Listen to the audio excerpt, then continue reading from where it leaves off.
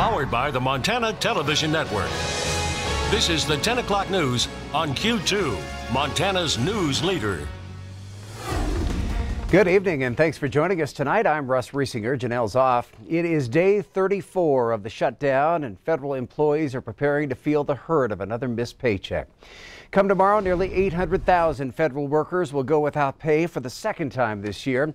7,200 Montanans among those affected.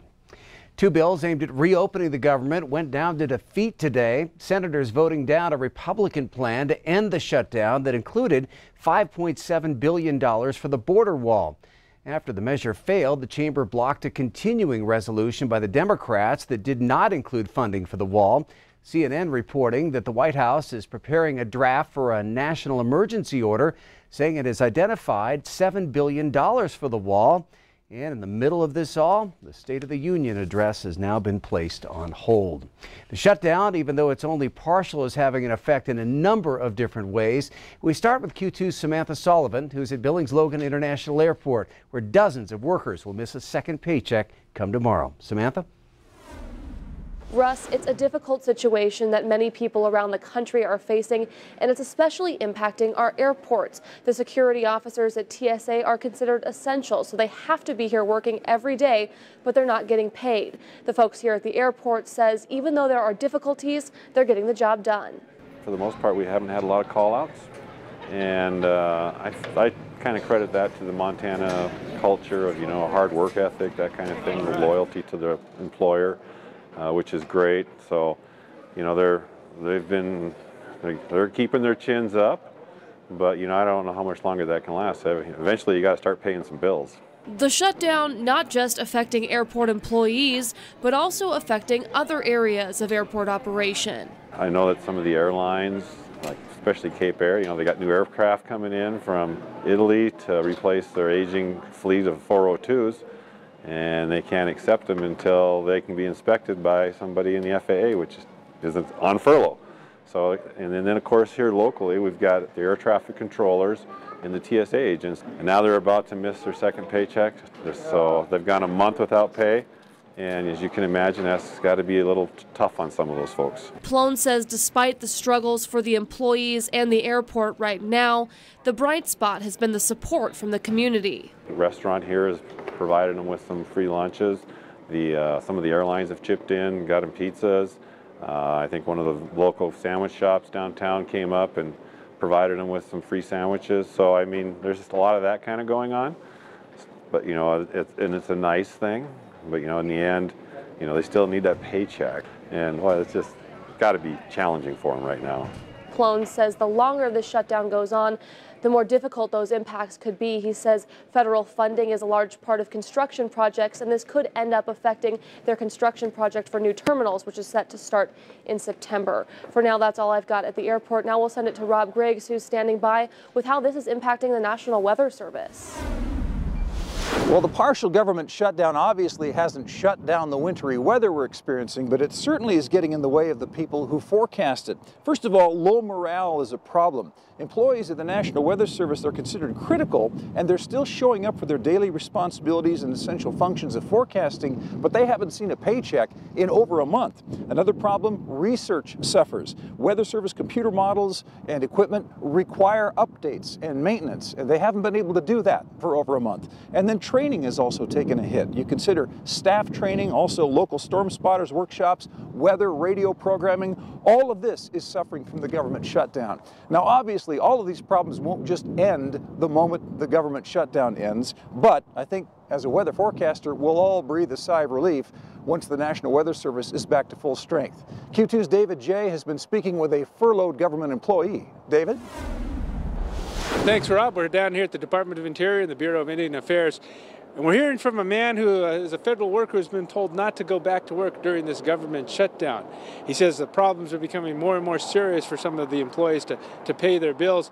and he's not liking feeling like a pawn in a political game. Jim Ridgway is an appraiser here at the Bureau of Indian Affairs, and he says at this time he's not sure when he's going to be able to go back to work. Hundreds of federal workers are in the same situation as Ridgway.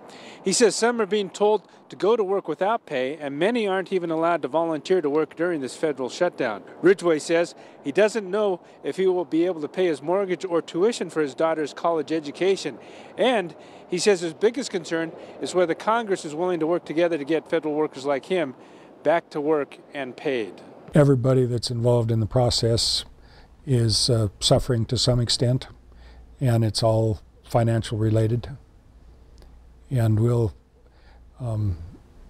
go back to work when we're called, and we'll never make up for the time that we've lost, so we'll just have to pick up where we left off. Ridgway says he does have some savings, but that's not going to last too long. He also says some of the workers are being forced to take some minimum wage jobs, and some of those even have some children, and one is a woman who's battling breast cancer. That's the latest from out here. We'll send it back to Russ in the studio. All right, thank you, David. With the partial shutdown of the federal government, now more than a month long, federal workers in Yellowstone National Park are also feeling the strain. MTN's John Shear reports that help is flowing in, but it may not be enough. Working for the park is a mainstay here in Gardner. Mammoth Park headquarters is just up the hill from here. That means a high percentage of people in this town are affected by the federal government shutdown. Our community's hurting.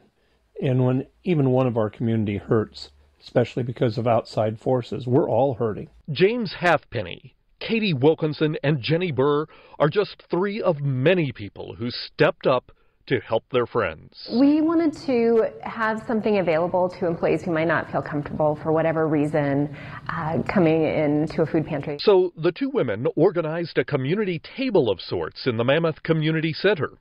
Commodities, even some fresh food, is available to pick up. And right now at the local Conoco, people can go in and get gas cards. The Gardner Market is extending accounts to park workers, and there's even help for people working deep in the interior of the park. I've got a good working relationship with a lot of them where I felt like I could ask some of the hard questions about how they really were doing. And I did start to get some feedback where there was a need. But the logistics of getting help to those extremely remote areas is tough. You do snowmobile in and out of those places. It's very weather dependent. And those are long trips to make by yourself on a snowmobile. Wilkinson knows. She used to live in the interior. Now, the women are getting supplies in with the help of oversnow delivery trucks. Halfpenny reached out to his fellow researchers. All over the United States, literally. He hoped to raise a few $100s. Instead, he got thousands. The response mostly from people is thank you for doing this. Our federal workers need the help. It's not just money. Not working at a job most dearly love is disheartening. They were having such a hard time coming to terms with not being able to go to work to do the job that they love. And what happens as the federal shutdown drags on? Well, many people here tell me it just gets harder every day. In Gardner, just outside Yellowstone National Park, I'm John Shearer for MTN News. So helping to help park workers pay monthly bills, Halfpenny says if there's any money left over at the end of the shutdown, the remaining money will be given to the Gardner Food Pantry. Another prominent Republican announcing this morning that he is running for governor in 2020, State Attorney General Tim Fox. Fox launching his campaign with an interview with MTN News and appearances on a pair of statewide radio shows early today. Fox is 61 years old. He's been Attorney General since 2013, easily winning re-election to his second and final term in 2016. Now, Fox's announcement didn't come as a big surprise. He'd said for months he was considering getting into the race. Earlier this month, Republican Secretary of State Corey Stapleton said he's running for governor in 2020. And sources have told MTN News that Republican Congressman Greg Gianforte is giving the race a look as well. The governor's seat will be open because term limits prevent Democrat Steve Bullock from running again. Fox told MTN News today he's a Republican who can win in 2020 because of his track record of working with people of all political stripes to solve tough problems. Being an effective leader is more than just standing in front of a microphone and a camera and yelling. It's about bringing people together. It's about finding solutions to real world problems. Those are things that I think that I've been able to epitomize in the last 6 years. Republicans need to win the governor's office. It's been a drought that's gone on too long, and I'm the guy that can do that. Democratic candidates for 2020 have yet to emerge. All right, let's turn our attention to the weather for a moment here. The streets are a mess in some places, but Bob, all this snow has to have a positive impact on our snowpack. Oh yeah, snowpack is looking much better than it has the last few months. And we're thinking, if you look at the long range, look, this is kind of like our water supply for the summer. We're looking okay. Let me show you. Here's the latest snowpack figures from today. This is measured in water equivalency as a percentage of normal. And basically anything that's in the green area, that's where we're doing pretty well. Take a look at this. Over here in the Billings area, upper Yellowstone Valley, that's 97% of normal. Bozeman's 108% of normal. Now where we see the yellow, we're actually starting to slip back a little bit. Places like up by Shelby and Havre, it's 77 or 82% of normal. Over by Kalispell, 88% of normal. So over there, we're not doing as well. But right through south central Montana, we're looking pretty good as far as snowpack, and looks like we'll have plenty of water to go around when summer comes our way. Back to you, Russ. Thanks, Bob. If you think that shoveling that heavy snow feels like it weighs a ton, you might be right. With more on just how much stress our recent blanket of snow is putting on your roof and your back, we go to Connor Pregasser. I'm up here on the roof at our building at KTVQ, and looking around, you can see just the massive amount of snow that we've had in the last couple of days. Now, that snow can be very heavy. In fact, heavy enough that if some of it piles up on our satellite dishes, it can actually move them and break their signal out of place. Now, if you have a flat roof like the one we have here, that weight can be a concern. But just how heavy is it?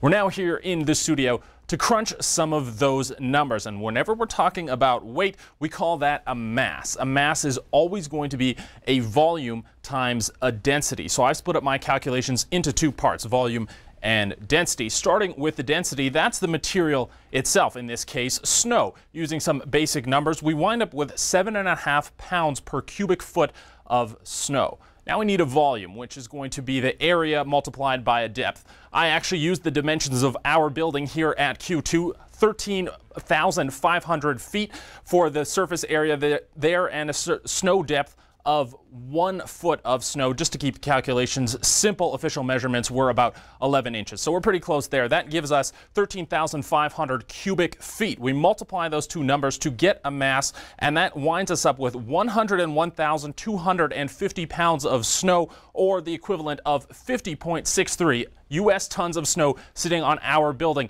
here at Q2. Now, how's that for some winter impacts? All right, thanks, Connor. That should convince you that a snowblower might indeed be a good investment. All right, up next in tonight's 10 o'clock news, new legislation in Montana is pushing to limit opioid access. We're going to find out what's being done. And in sports, Rockies women battling the number 3 team in the nation. Scott will show us how they did against Western. You're watching MTN News with Janelle Slade and Russ Riesinger. Storm Tracker weather with Bob McGuire. And sports with Scott Breen. This is the 10 o'clock news on Q2, Montana's news leader.